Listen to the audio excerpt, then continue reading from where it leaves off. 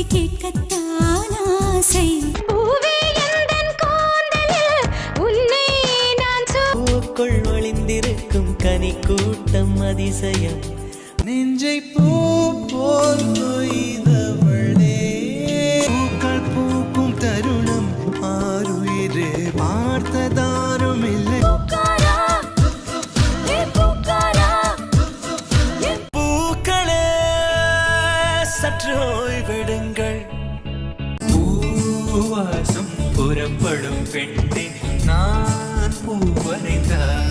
பூப்பறிக்க நீயும் போகாதே, உன்னை பார்த்தாலே பூக்களுக்குள் கத்தி. பூவே பூச்சூடவா எந்த நெஞ்சில் பால் வார்க்க. பூ சிரிக்கும் போது காற்றாய் பறந்திட